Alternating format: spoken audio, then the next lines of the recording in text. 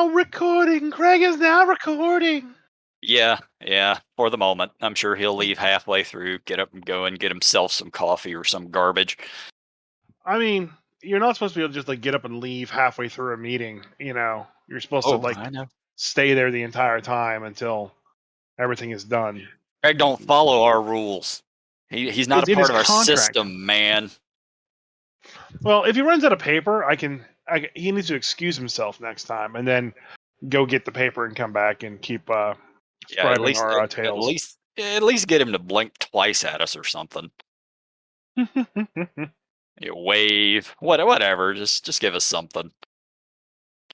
So we are the Grumpy Dungeon Masters. I am the Grumpy Dungeon Master Jay. And I'm Grumpy Dungeon Master Christopher. And that's the first time in 2 years you remember doing your intro properly. It's also the first time that I've ever done it where you have actually just flowed properly and said your name right after mine. Sometimes I can do my job correctly as well. Yep. A clock is right, 3 times a day at least. So, I'm going to start off by telling a story of the game that I ran this weekend. All right. And I don't know what it is about deadly encounters and how every deadly encounter that I throw at a player, they just seem to walk through it like they're just beating up a bunch of tied up toddlers, just smash everything. So I'm playtesting Dread of the Ice Devil 2, and the situation is there's 3 rooms back to back to back. Okay, that are basically these are where the Duergar and demonic forces are living, mostly the Duergar. And there's a long hallway that connects them all. So you can just basically scoot by the long hallway and avoid all 3 of the rooms and go into a very nasty room and possibly die. Or you can kind of skip 2 of the rooms and go into one and then go through the secret walkway to the other side of the fortress, or you can just go through every single room. Now, a lot of it depends on how you're approaching the castle, this little underground fortress, whether you're doing it stealthily or if you kick the flaming minecart down the mine shaft to warn everyone that you're coming, which is what my players did, which is spectacular.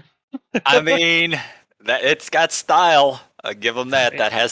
That screams, "We're coming for you." Yeah, it does. So they skip to the 2 rooms. They go into the one room that has the 2 entrances, and they start the fight. And it's 2 Duergar stone guards and a succubus and this other Duergar. The Duergar that saw the flaming minecart come crashing down. He's like, "Oh, better warn everybody. Bye." Yeah. So they're doing this fight, and eventually the Duergar are getting kind of wounded. But the players close the door. They're doing my favorite tactic, which is open the door, shoot a bunch of people, bonus action close door, or let the next player in the initiative close the door. Right. So yep. They got to walk up and open it to do anything. So they're playing the door tactics. So the Duergar, being intelligent guardians, the Stone Guard, just lock the door. Yeah, if you can do that, do it. And the other Duergar in the room, who was the one that warned them that, hey, the adventures are coming, ran to the other rooms and said, hey, let's flank them. So I kept the initiative going, and they spent the next 2 turns running down the hallway to kind of get to the other door, and they ran into a bunch of phalanx of invisible Duergar and got pincered attacked. And when they're still able to beat their way through these things, they retreated back some more, the Duergar that is. And that's where the Duergar warlord showed up and just started smiting people with his flaming greatsword. And let me tell you, there was a Duergar warlord, a total of 12 Duergar, 2 Duergar stone guards, and a succubus. All right. Mm-hmm. They all had attacks that went through coming out of invisibility, so that's with advantage. I landed a number of crits. All were basically negated due to either adamantine armor or the stupid fighter stance that does hey, I can reduce damage by all of your damage. Ha ha ha, fuck you. And Wait. What fighter stance is this? There's one that reduces like a few points. it's a D10. Yeah, well, what level is this thing? Fucking one if you do it right. Oh, wait, so they were running through this thing at level Oh 1? no, they were level 6. Okay. It's 10 points of damage reduction is nothing at that level. no, it's a It's lot. not nothing, but it's not much. That's Listen, that's negating a single attack. Most things are going to have multi-attack by that point. yes, but the 12 Duragard do not. And that attack, you may say, but negating like a critical hit down to 2 damage, yeah, it sucks. Yeah, well, that's a shitty crit. Well, it was 12, and then it got reduced by 8, and then the 4 the Barbarian took were then reduced it down by another 2. So, One it of our wasn't that players one of our players last night took a crit that was 52, and we were 5th level. So yeah, just saying So, that's a anyways, terrible crit. so well, it's a CR 1/2 monster. What do you expect? Get better A CR monsters. 1 monster. I don't know.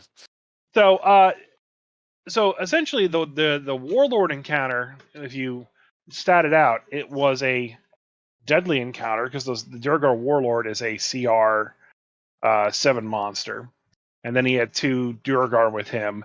The Succubus and the 2 Stone Guard was a hard encounter, and then the 12, or at that point in time, 10 other Duragar that they fought was also a deadly encounter, technically, which is more hard than deadly, I think.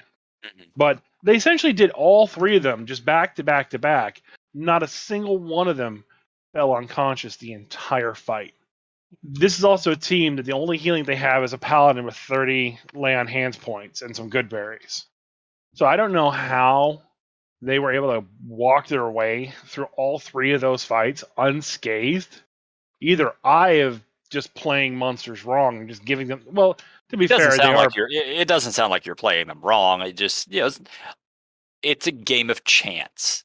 To You be, know, to be you fair, it was 4 players, or 3 players of the four people are a barbarian, a fighter in uh, plate, and then another paladin in plate with a shield. So yeah. hitting somebody with all the physical monsters that I had there, hitting somebody was very difficult.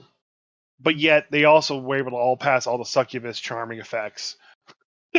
I mean, that Oh, happens sometimes. almost at so 3 of them rolled 15, which is what her her attack thing, her saving throw was. Hmm. So I whatever. mean, I ran a game last weekend where the monster had 3 legendary actions, and every one of them required a save.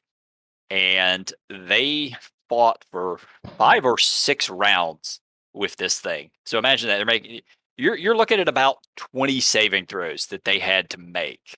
DC for most of them was 15. Now, mind you, they're 8th level, so they're likely to fail one of these, right? Odds are heavily in favor that they're going to fail these. They failed one fucking saving throw. So now, to be fair, they did have a cleric who was prepared. That cleric gave them the buff. I don't know the name of it, but it's a spell that everybody, all of them get to roll at advantage. But that Yeah. first round, that wasn't active. They didn't get that till the second round. So they made all 3 of the first saves. And once they got advantage, they made every single save except one. Saving throws So, are just one of those things, man. It's pure luck. and sometimes it makes me disheartened. Not that I'm losing. I don't mind losing overall. That's not the mentality that I have. Mhm. But my uh discouragement. I don't know. I can't think of the right word. Um, It's my fear is frustration. Yeah. my fear is, well, it's not frustration because I'm not frustrated. I'm just afraid that they're not having a good time. That they're Oh, yeah. Yours is blowing different than mine. through. Huh? For me, it's just frustration. It's like, come on, at least fail one of these. Just give me a little something. I don't have to win, but I do want to make it challenging. I never have a Right. fear whether they're having fun or not. Well, I know they're having fun, but like for me, like if every encounter they could walk through, they're walking through the encounter and they're not falling down. They're not like there's no like, oh my god, we're about to die kind of moments. It's I think that's a Critical Role mentality. well, I don't watch Critical Role, so I know you don't, but I've seen that so much. Like Matt Mercer, if you go back, especially with the first campaign, you go back and watch. Like there are so many moments, just constantly every week, where they're just bordering on death, and you think they're about to lose, and then magically they pull it out somehow. And I would think that people who are concerned about that, it's probably because they've watched Critical Role and they would expect every single fight to be life or death. When the simple of it is, you're going to only have a handful of those per campaign. If maybe yeah, like you're just not going to get a lot of true life or death battles where all of the players are bordering on death. yeah, Like I thought the one I ran last weekend was going to be that, and it was challenging. They took a good bit of damage, but nobody ever fell down, not once. And yeah, it's not that it wasn't difficult. It's just, well, they made all their saves and they played well. There you go. yeah. The one thing I did take away was if I could rearrange the encounters and how it's done, I would probably rearrange it. It might be a little bit better. Um, I mean, you're there's writing it. You can. Yeah, but the map's already done. It'd take a lot of effort to redraw the map.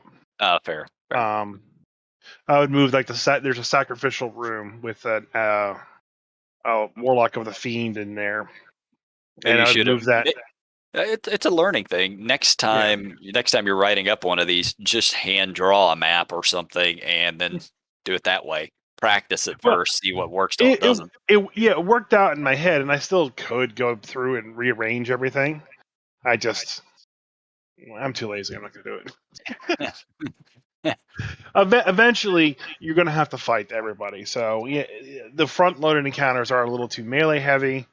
I tend to always fall very melee heavy with my fights, so you know, Honestly, you're supposed to, yeah, because melee is something that's easy enough for players to handle. If yeah, every fight has multiple spellcasters and a bard and everything else, they will lose. yeah. It's just there's going to be too many saving throws. There's another melee encounter that's next, but it's more of like a trap room melee encounter, as it were, um, than the boss room. And the boss room is just going to be a slugfest for them. Hmm. A lot of saving throws there, and then kind of like a puzzle room, and then the final boss. So I'm not too worried. There's enough balance of like spellcasters and whatnot in there.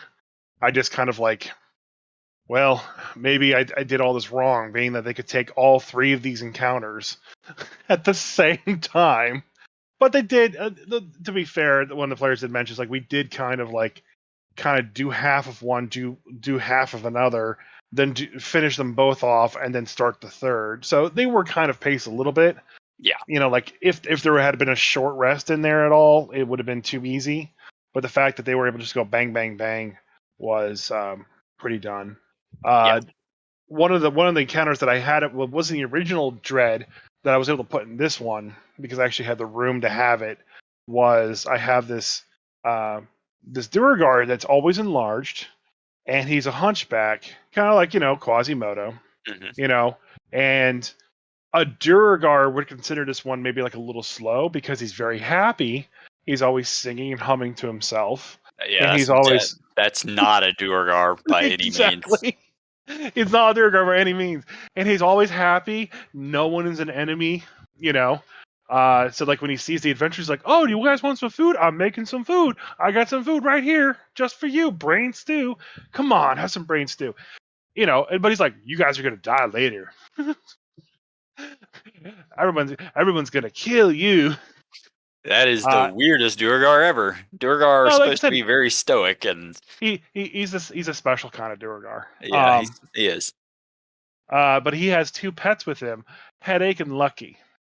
Lucky is a hook horror, that he feeds brains to, and Headache is an intellect devourer that he has that he treats as a puppy. Okay.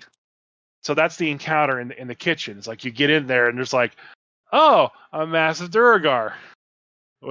That's just singing and dancing and cooking food, and he's got his puppy friends. And his Lucky and 8-foot tall chitinous friend with hooks for hands. yeah, and he's all happy. I hope he never Petting. asked. I hope he never asked. What was it? Lucky? Is that the hookor? Yeah. I hope he never asked Lucky to hand him the spoon or anything. Like he doesn't have opposable thumbs. So But my group, my party was all afraid of the intellect devourer over everything else. Not the happy Duragar, not should the be. hook horror. It's the intellect devourer. I've told you the intellect devourer horror story. Yeah, you should be afraid of that. Nothing will kill you quicker in 5e than an intellect devourer. And so like the opponent's like, we're gonna get killed by that thing. I just know it.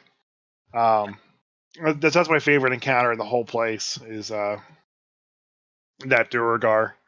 And the best part is too is like I didn't make the room gruesome looking, but basically all the adventurers that the Duragar find, they just bring down to him, and he hacks them up and makes them into stew. Of course, yeah. And so like on the kitchen bench, I like put a bunch of backpacks on it.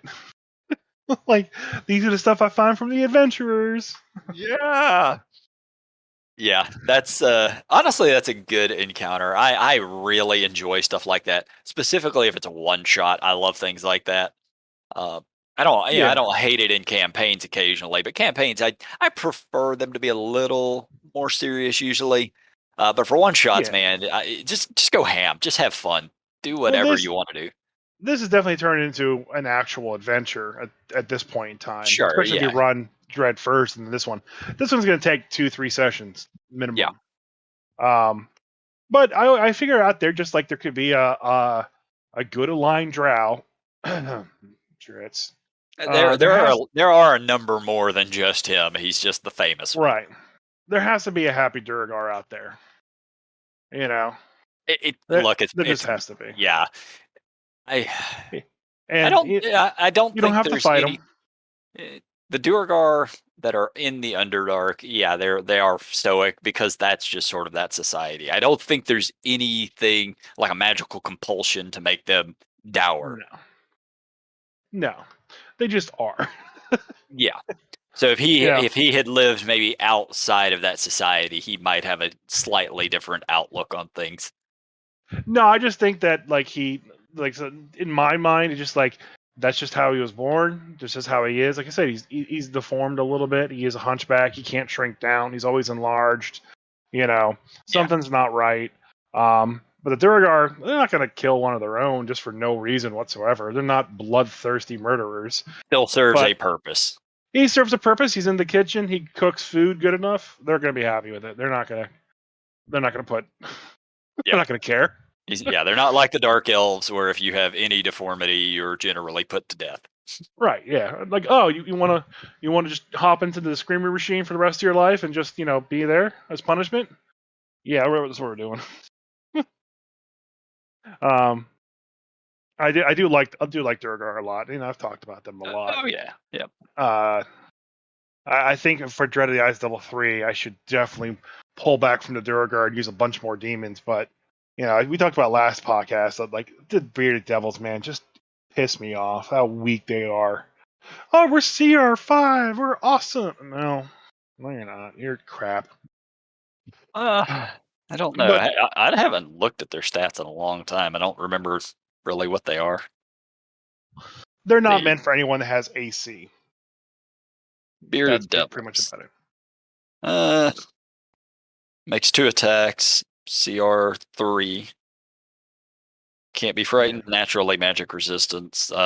As all devils, yeah, resistant to cold and non-magic weapons, etc. Immune to fire and poison. They get that stupid beard attack, which is dumb, but I mean, it seems like an alright enemy. 52 hit If points, you can AC hit 13. if you can hit with the glaive, all right, and they fail that con save, then that wound continues to stack, and pretty much it's just death for that character. Yeah. The problem is, as I've played most of Baldur's Gate, and I've used them extensively in other things, and I've never had the glaive attack hit in such a consistent manner that the wounds stack up. Especially since just a DC 12 Wisdom medicine check just finishes it, or any kind of magical healing just closes the wound. Yeah. So they're not a threat. So they have a higher CR because of that threat with the glaive, but they're really CR2. They got 52 hit points. Because it's because of all the resistances and the immunities. That's why they're CR3. Yeah. I mean that is why they have, they are hard to beat with spellcasters. They are not hard to beat by any means with melee. Melee, Yeah. like somebody who's good at melee, they only have an armor class of 13. These things are not a massive threat to somebody who can just beat them up. Like bearded devils, if you're level 1, I would probably, I wouldn't throw one of these against level 1. Against level 2, I'd probably throw a couple of these guys at them. Yeah. They're really and truly meant to be used, I think, as fodder for something higher level. Maybe team them up with a barbed devil against a group of 4th level players or something. Funny you should say that. Oh, fancy that, huh? One of the encounters is 2 bearded devils and a barbed devil, and another encounter is 2 bearded devils and 2 spine devils, and they've still gotten rocked. Yeah, it happens, man. I know. But shifting gears and speaking of CRs, one thing that was brought up during the adventure is climb speed. So, what is your understanding of climb speed, just off the top of your head? That's why I didn't have you look at this ahead of time. Climbing speed? Yes. From my understanding, I can't say specifically with monsters, but with players, your climbing speed, I think, is half of your normal movement rate. And Mm-hmm. if you climb over a certain height, probably about 10 feet, you have to make a athletics or probably actually, it would be athletics check if I remember right. Yeah. I would allow acrobatics, but that's me. That's not per the rules. Fair enough, yeah. So when you climb, each foot of movement costs 1 extra foot, 2 extra feet in difficult terrain. When you're climbing, swimming, or crawling, you ignore this extra cost if you have a climbing speed and use it to climb, or swimming speed and use it to swim. At the DM's option, climbing a slippery vertical surface or one with a few handholds requires a successful strength athletics check. Similarly, gaining any distance in rough water might require a successful strength athletics check. Now, I think the base understanding, or probably misunderstanding in this case, of climbing speed is that, hey, if that cliff is 20 feet, I can climb that cliff with no problems. Technically, no.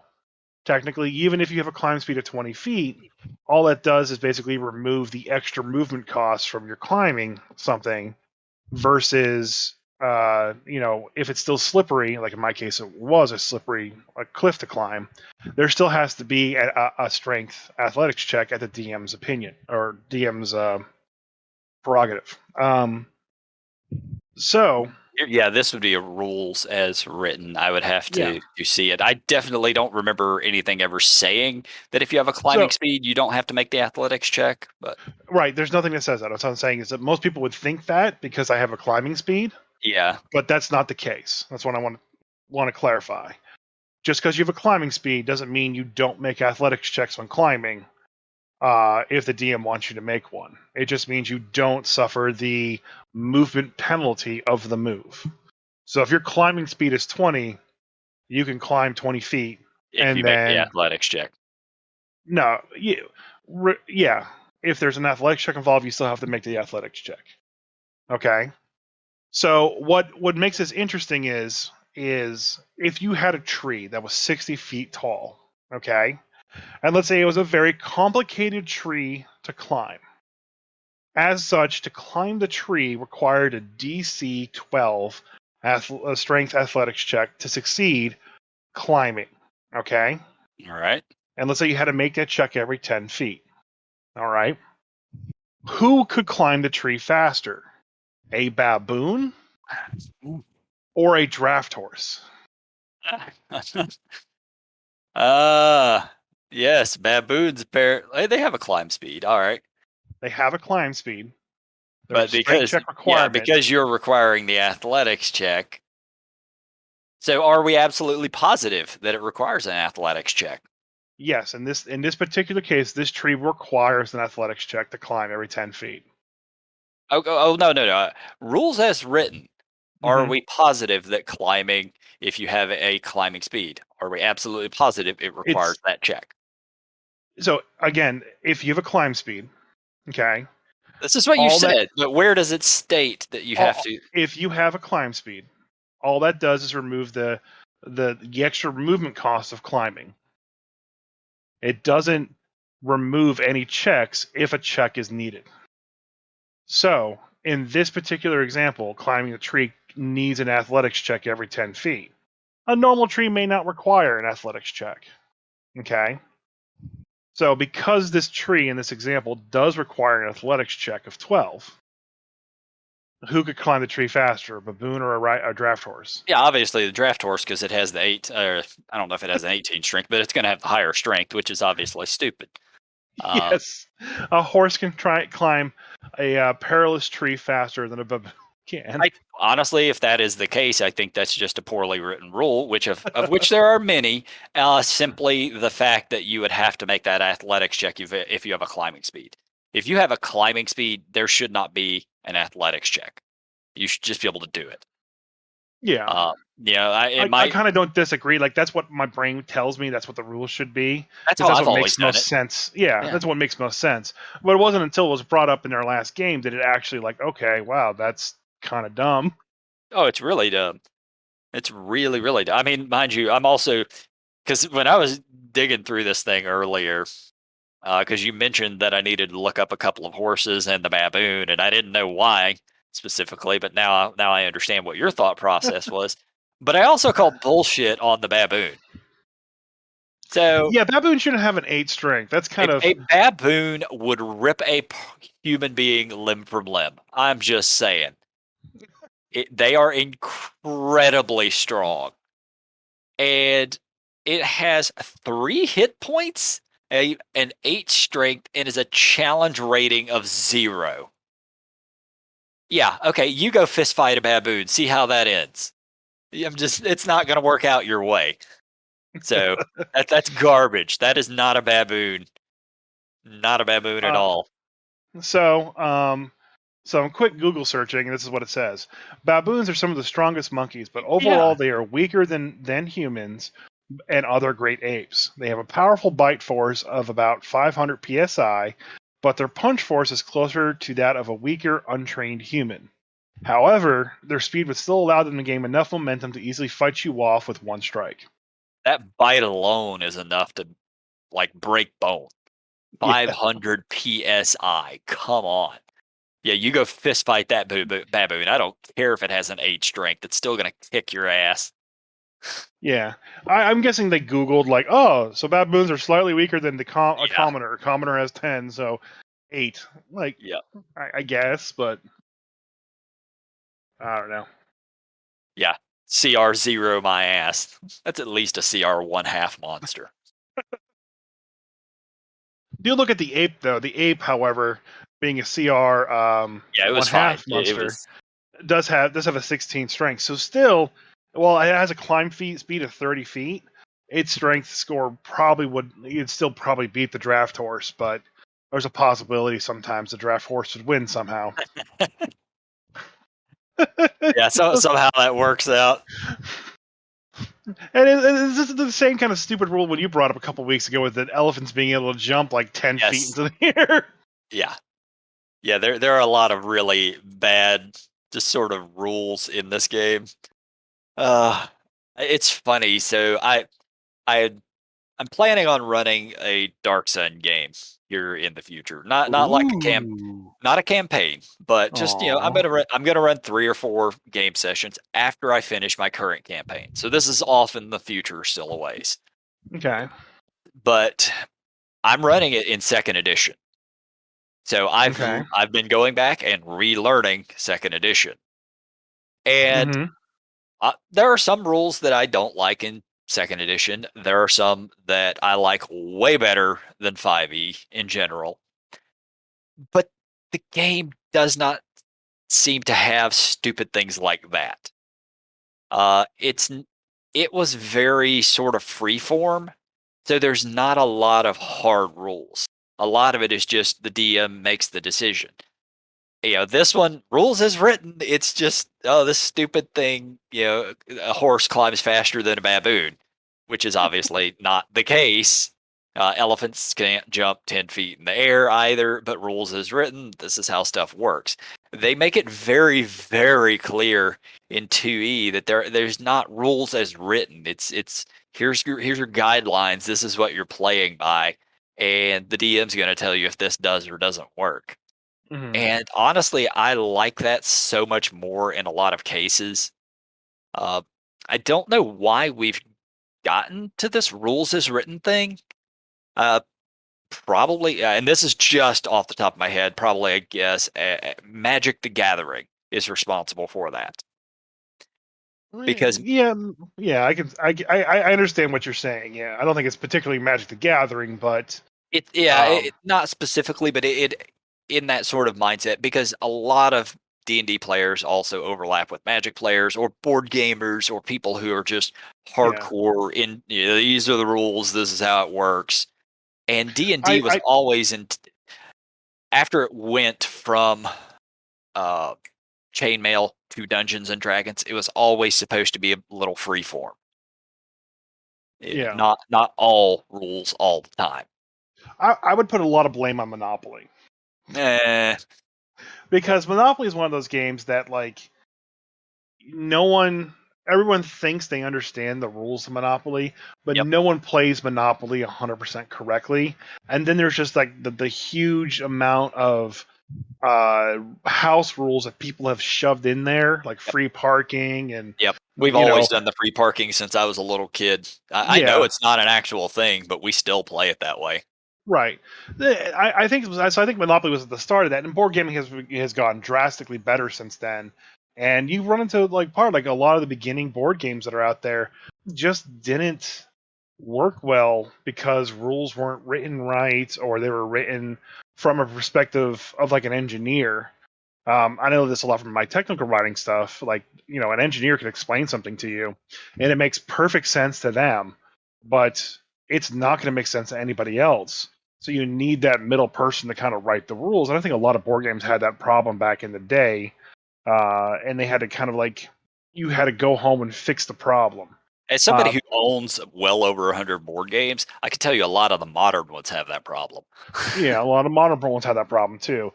But there's a lot more out there. And we know a couple people who make board games professionally, and they put a lot of time into making sure the rules are actually done well.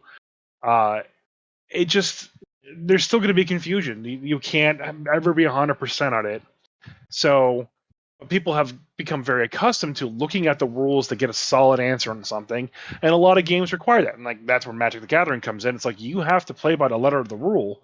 And Magic is there's like yeah, it's designed that way. It's very important that you play it that way because if you don't, it doesn't work properly. there was that problem in AFR where they put out the one card that says like when you play something that rolls, you have to roll another die. And the problem is that you actually like you can soft lock your card game because you have to do these things until it ends, and there's a possibility of it never ending because it keeps this massively growing. You're rolling 1,000 d20 each turn. Yeah, one of them's going to be a 20. So Yep. I mean, they've had that since the very early days of yeah, Magic. I know there were certain cards that were banned in the tournament formats specifically because they could just lock a game out so it never actually ends because yeah. of how the rules work and how the card is written. So like, I can definitely see like there's a lot of people who kind of look at rules and like, okay, this is what the book says. This is my side. This is what I know I can play things as. Actually, this come to go, I was talking to one of my Adventure League players today because I went to the Synergy Gamers, Synergy gamers.com. Buy some stuff. Use code word Grumpy for 5% off. And we were talking about a game that she was playing that she was having a lot of problems in. And one of the problems that she had is that she wanted to be play a ranger and be non-lethal with her ranged attacks. Mhm. So the DM was letting her do that, and there was a problem with a crit fumble table. I'm not going to get into that. It's more her story. Yeah, that's a crit But fumble table. At that point, you're on your own. yeah. But I told her, like, you can't actually do non-lethal damage with a ranged weapon. She's like, you can't? I was like, no. And I pulled up player's handbook, got to the right section. It has to be a melee attack. You have to be adjacent to the target. Not like, then we talked about, like, the GM can homebrew you a common magic item or uncommon magic item. That's the glove, the boxing glove on the end of an arrow. Yep. But you can't do that. So, like, as a player, when you know all the rules, you feel like you're at a good place. So, like, the rules as written matter to you because you're also formulating what you want to do based on the rules as written. So it leads to the problem where the monster designers aren't playing with rules as written. They're just making monster stats and probably not thinking of rules as written. Like, they did not think about climbing speed and athletics checks. It made sense when they wrote the rule because that's the player rule. Yeah. But the monster designers weren't thinking about that, but there's no separate climbing rule for monsters. A four-legged animal should not be able to climb a tree. It's not like a cat or something. Yeah, if it doesn't have opposable thumbs If it or has or, hooves, or hooks or claws that are designed for climbing, if it right? has hooves, it can't climb. It's not a thing. But I mean, because of the horse how from Tangled will question you about that. well, But okay, that's fair. As would Trigger from the really bad Lone Ranger movie that came out a oh few yeah, years and back. Roach can get to places that normal horses can't ever get. Any horse from Skyrim can climb a mountain. Well, shit, son of a bitch. So much for that plan. I guess horses can climb. Horses I'll, can climb, confirmed. Yeah, every bit of media that's ever happened has shown that's the case. I was like, yeah, there can't possibly be an example of a horse climbing. Here's 7 off the top of my head. Well, Yeah, yeah, okay, yep.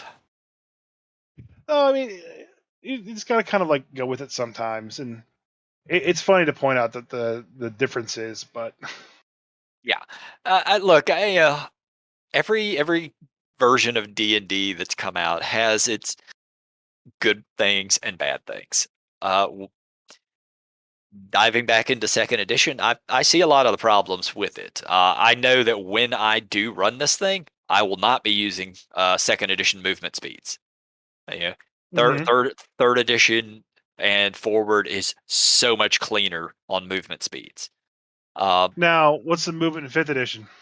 so it and I don't have the book here in front of me. So if I say something wrong, all you people who play 2E, don't correct me because I don't care. uh, from what I recall from reading it the other day, it uses basically yards or meters for movement, Mhm. and so a human it go a round, which is how the entire thing is measured, is 1 minute. Mhm. So movement speeds are over the course of 1 minute. So if you have a movement, if you're a human or human-sized race, you have a movement speed of 120, which means you can move 120 yards in 1 minute. Dwarves and halflings, all of them, they had a 60. So immediately, like, you can see the difference there.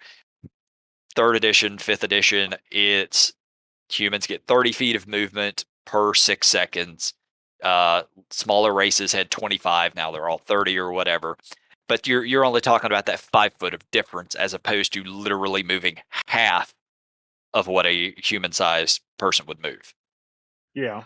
Uh, it's that it goes down and breaks it into smaller quantities if you are inside of a dungeon, and it specifically says inside of a dungeon, which I think the intent is that you're able to see things in a distance, and you're primarily expected to get into combat from a longer distance into it. You sort of go into combat mode, but it's not a hardcore miniatures game by any means. Mhm. So they don't focus on movement in second edition. It's just you know, over the course of this round of combat, you can just move wherever you need to move, which does not it doesn't translate very well to placement. You know, it is very theater of the mind, which I personally kind of enjoy. But yeah, Yeah. I also run for players who have not played in that mindset. You know, they are Yeah. going to kind of want better placement. So I would probably just run it with the 5e movement rules, which work fine. Yeah, I have a lot of players that come in and use like the, I guess maybe Pathfinder and third edition movement where it's like diagonals cost more. Uh yeah, I think they did actually. I think that was a Yeah. third edition thing. And to me it's a bit unintuitive. Maybe mathematically that's the correct, like you can run further if you're running diagonally, I guess. But you know, you're moving 30 feet, you're moving 30 feet. And I'm never going to be a stickler on that. Yeah, It, 5e has it's got beautiful movement rules. It's simple, it's clean, it works great. I still find a lot of people like in AL, the newer players don't actually move diagonally or like diagonally through. Like if like two people are fighting on at a diagonal, they Yeah, won't like diagonally move through them, even though you can. yeah. They always like I walk around one or the other. Yeah, I absolutely will. Like I did it this past, or I did it last night when I was playing, moving around, like rotating around a monster that I was in combat with. Yeah, Yeah. but yeah, Um, yeah, another different thing different another thing rules. about movement too is that one of the biggest complaints about fourth edition, which was perfectly valid, was the conga line of death. And I think Oh I mentioned yeah, this like one of the first you things we have, but talked it about. man, that was Yeah, 60, 70 episodes ago, I think. worth bringing up again. So, uh, just like fifth edition, fourth edition had advantage and disadvantage. So, like, is if you're flanking a target, you get advantage. It's an optional rule in fifth edition, but I always play with it. What happened though then is like you had to be on the opposite side of somebody. So what that caused is like it causes your fights to devolve into player monster player monster player monster player monster. Oh, got it. Yeah. Yeah, I remember So when we were doing the Star Wars game, I think Eric was using that flanking rule, and yeah, yeah, what what pass. people what people don't realize is that you can move into a player space, make an attack, and move out. The ruling is that you just can't end your turn there. Okay, so but it's very hard for players to think that way, I guess, or visualize that unless they're very experienced and they understand that and they know that. So a lot of players just move their mini up to another mini and they'll have like it's already flanked by somebody and they'll be like on the side, as it were. So like player monster player and they'd be on the right or left hand side. And they won't move into a player space attack and move Yep. back into a non-player space without leaving flanking. Oh, you absolutely well, ignoring the flanking portion of that, you're Yeah, absolutely not wrong on the yeah, people don't think they can move into other player spaces yeah, except moving through. I did it last night actually. yeah, I pulled out a halberd specifically because I could not get within 5 feet of the monster because there were two other players blocking the hallway. And while technically, yes, I could have just moved up into their space and made the attack moved back, it never occurs to me to do that. yeah. That's why rogues can sometimes work hiding behind the fire. You take the disengage bonus action, you move into the fire space, attack, and move out. Yep. You Just know. hide behind them. Yeah. So what I do is also to kind of avoid this conga line thing because people don't think that way. Is if there's just three monsters or if there's three targets surrounding a player or a monster, they just have advantage on that guy, Mhm. and that is easier to people to see, visualize, and understand. Yeah, you're being flanked, and this isn't. You're not technically there, but on your turn, you can move into the player space and move back out.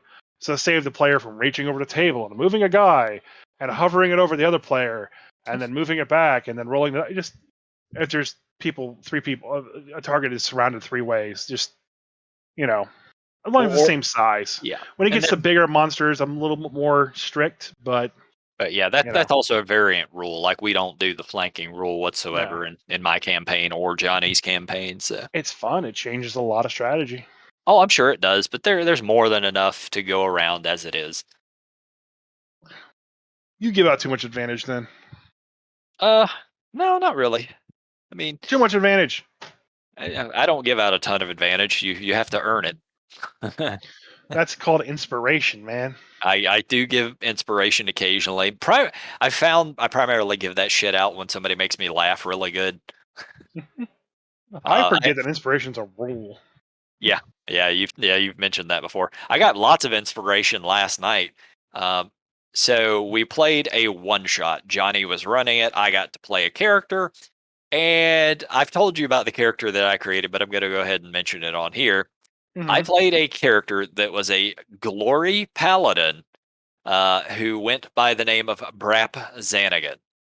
Now, for anyone who is not familiar with this joke, Brapp Zanigan is another. It's me messing with the name of Zap Brannigan, who is from the show Futurama. If you've never seen this show, stop listening to the podcast, leave work, go home, watch Futurama.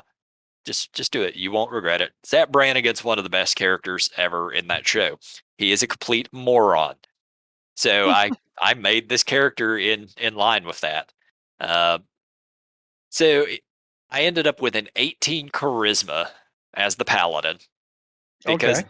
I mean Zap's a very charismatic guy. So he could charm the pants off of anything at least one time. Uh, He could. 18 is too low for his charisma score. it is, but that's the stat we started with, so that's what I got Yeah. at 18 there.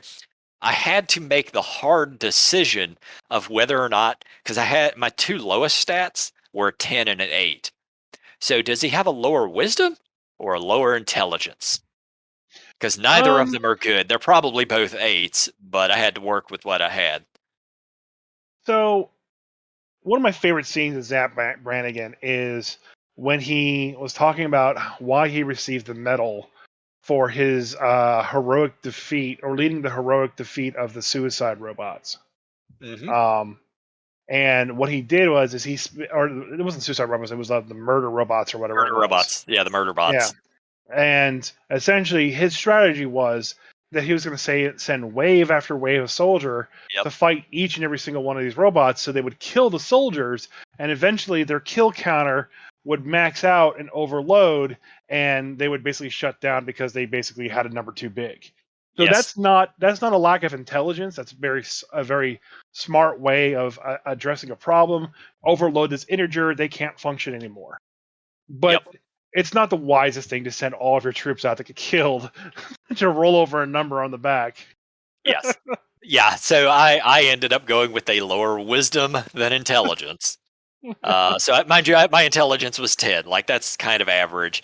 Uh, Character by the had way, an there is a deleted scene that they didn't put in an episode where Fry goes up to the murder robot, looks at the counter on the back where it looks like it's all messed up, and he presses the reset button to reset it back to no. zero. Oh no. Oh God, that show is so good. But yeah, I ended up going with the lower wisdom specifically because I had been watching Zap Brannigan clips, and there was one where he decided on a pleasure cruise, since he was the captain, to change the trajectory of the ship and fly it through an asteroid belt. Not exactly the wisest idea. Uh, She's a steakhouse, but she handles like a bistro. yeah.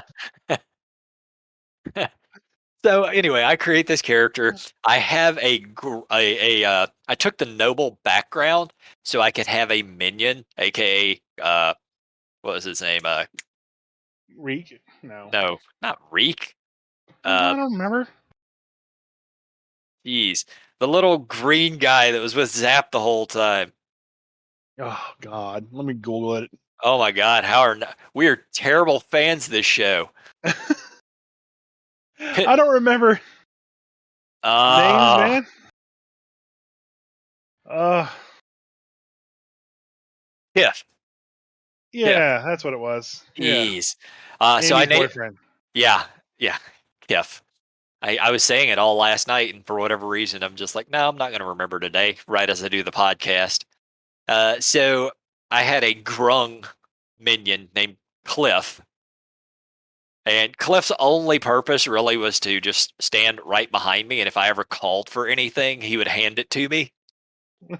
So when it came to magic items, I just took because I was not doing an exact Zap Brannigan, but it was inspired by Zap Brannigan because Zap is a complete and utter coward where I Mhm. can't be. Yeah, I had to actually play a paladin. So, uh, but I took a +1 breastplate and I had a Heward's handy haversack, and the only thing in the haversack was every basic weapon in the game. If it's in the player's handbook, uh, yeah, every weapon that's in the basic player's handbook, I had one of them in there. And every so often, if we get into a fight and I need a different weapon, I just snap my fingers twice. Cliff, hand me the large, smashy thingy. You mean the giant mace, sir? You know that. So, Have me the extra long sword. yeah, You mean the great sword, sir? yes. Give me that twangy, stabby thing. Oh, you mean the crossbow? uh, So so how did the game go overall? Oh, it was fantastic.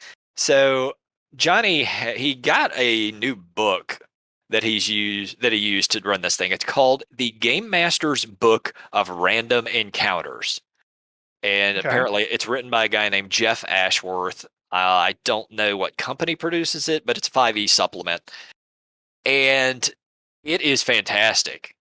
Like I think it's there. He ran like a random one shot and parts of it were generated by random rolls throughout the course of this thing. Okay. Basically, we had to help this lady out to stop this cult from summoning a demon in the middle of town. And they needed 3 items that we had to go and collect from 3 different locations. Blah blah blah. Cue the adventure. In the end, we managed to beat the cultists, and when they manage to summon the demon in the process, it's a random roll if you manage to kind of screw the thing up. Plus, they were also very bad cultists. Like they had a book that was missing pages. Uh, there were scribble marks in it that shouldn't have been there. So they didn't even know what the hell they were doing. So the demon they were summoning was supposed to be this greater demon from, the abyss or wherever. And when it's summoned up, it's poorly done. So it's a random roll as to what the stats of this demon are. And when Johnny rolled it up, the demon was actually a pacifist goat that just wants to drink beer.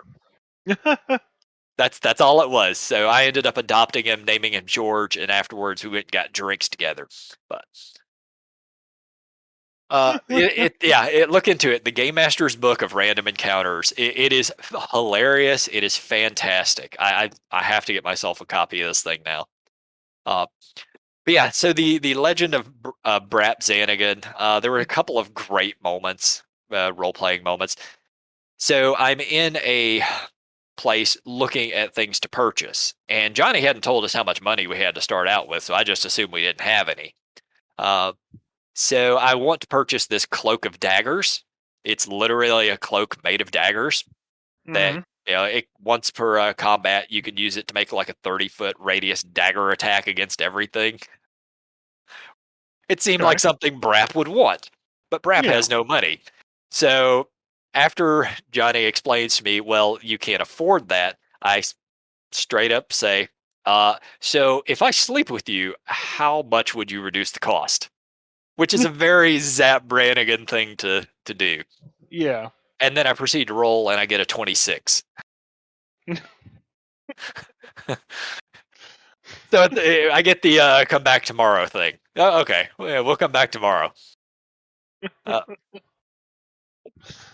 That is very Zap. I remember the episode where Leela was going to basically talk to Zap and basically get him not to like blow up a planet or something like that, and it just ended up with her sleeping with Zap. yeah, Like yeah, talks his way into the bed for everything. yep. It was very very just Zap Brannigan. Uh, How about you and me have a couple of drinks and just think about it later? the other really good moment. So we had already killed one assassin, and when I say assassin, I mean straight out of the monster manual, the assassin, which we had fought one earlier, and it had critted for 52 points of damage or something in the first round of combat because we were all surprised. So later on, we're fighting another one, and I mosey up to it with my two-handed sword, and I say, "So have I ever regaled you with the tales of how I killed an assassin with my penis?" And as I say that, the die rolls out of my hand accidentally and rolls a 20.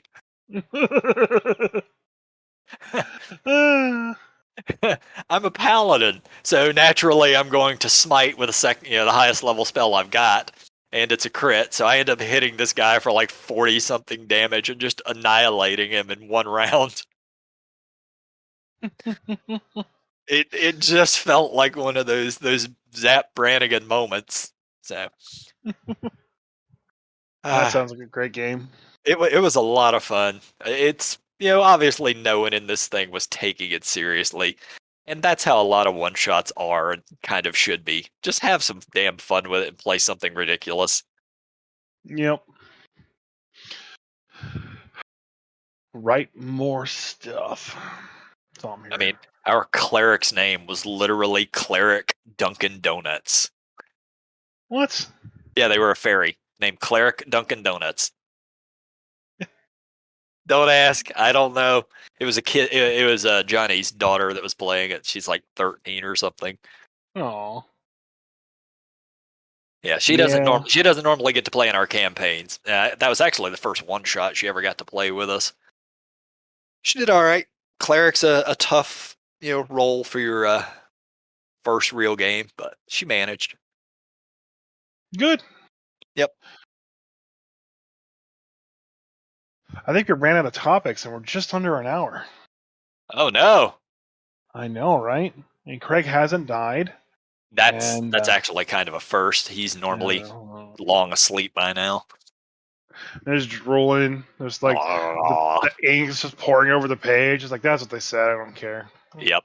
Oh, so I'm not gonna give any spoilers, but I finished what's out of season 4 of Stranger Things. Yeah. And I only bring this up specifically because as you're watching it, I was doing this myself. You can't help but think of this as a 5e game Yeah. as they're going through, and you can look at any of the earlier seasons of Stranger Things and it's the same way. Like they're constantly getting into trouble, and oh, they failed their acrobatics check, which is when they trip and fall or something like that. Oh, they succeeded on an investigation check. And by the way, I just want to say that some of those people have an investigation that is through the goddamn roof. Like, I will say that phenomenon you just described is just my daily life at this point in time. oh, just everything you do, you think of it as a D&D game? Everything I do, everything around me, I'll make the offhand comment, like to my wife, like, oh, look, you dropped the fork. Looks like you failed your sleight of hand check. Ha ha ha. I'm sure I'm pissing her off at this point in time because Probably. I've done it 100 million bajillion times. But yeah, that's just how I see things. Um, and it's not, it's only, D&D is very, very central to what I do and what I am right now. So that's why I think it's kind of taken over my life from that perspective. Seems But likely, like, yeah. the same thing happened during like World of Warcraft, and I'd bring like, oh, we're about to go into a raid boss, ha ha ha, all in my head. Yep. Yeah, And yeah. Whatever is sort of whatever's a major focus, it does sort of bleed over into real life to an yeah, extent. the LARPing's always done that for me when I was doing it heavily.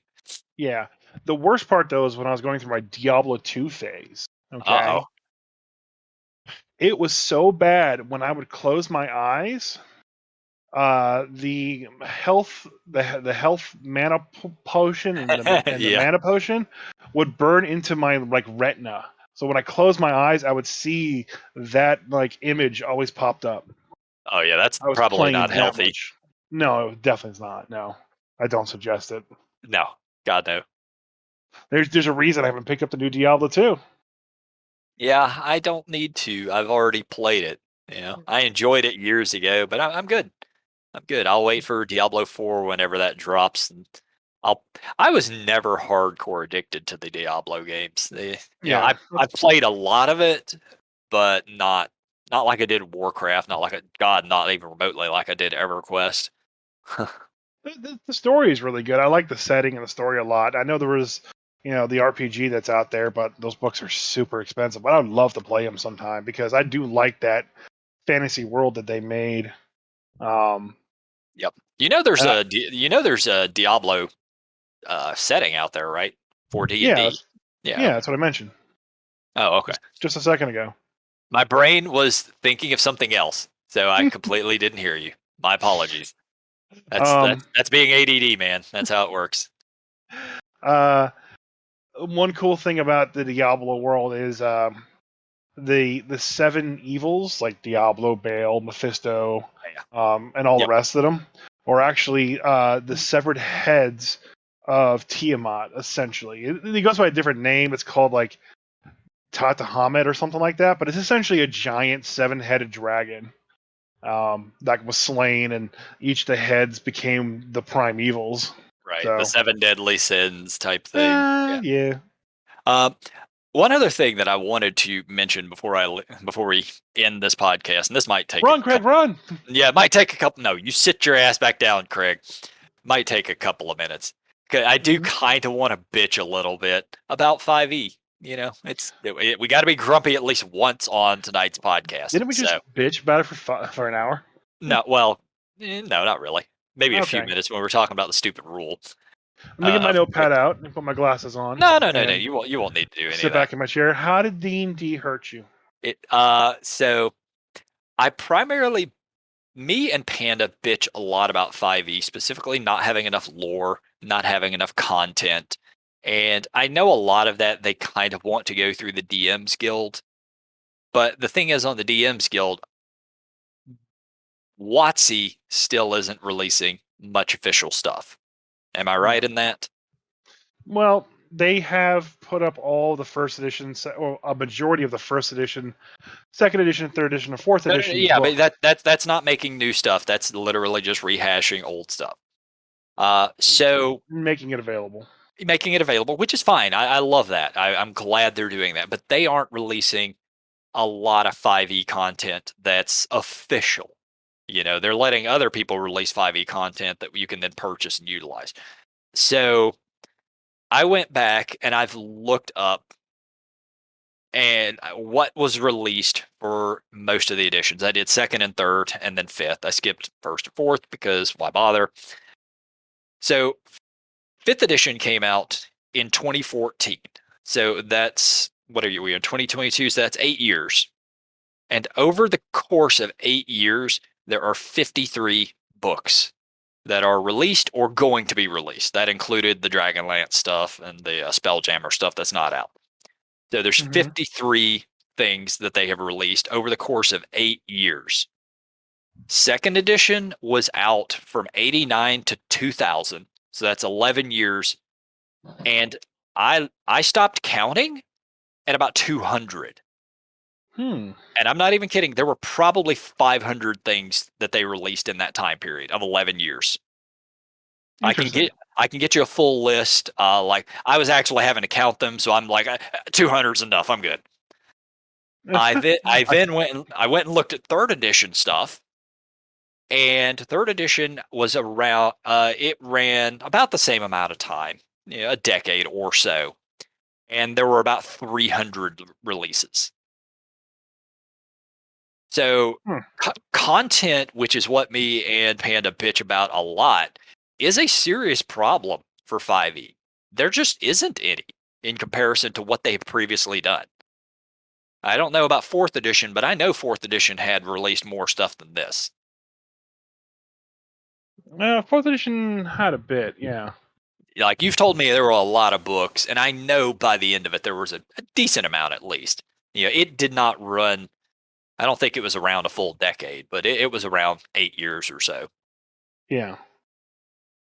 Hmm. So WotC, man, get to it. Start releasing some freaking content. Yeah, it is really weird too because least from the third. I mean, I don't know. Maybe just how things work is just different now when it comes to writing and releasing books. You know, maybe it's too hard. Maybe the internet's made it too difficult to write out so much stuff, and with having problems. I don't know. I can't make any good excuses for them. So yeah, write more books. Yeah, Hire me. like yeah. I mean, there's I'm glad they have the DMs Guild and that content is there. But people like official things. You know it. Yeah, I know it. Everyone knows it. I really like official things, and we're not seeing much of it. We get 4 a year, I think, is what it is. Maybe 5. yeah. Yeah, it's not much. Not much And at not like all. the teams are any bigger than they were during second edition time. Just there was less stuff to focus on. Yeah, second edition. I guarantee you, second edition had a lot more writers. And look, the quality of some of the stuff that was released in second edition is probably not very good, but we've also seen a lot of quality problems with 5e too.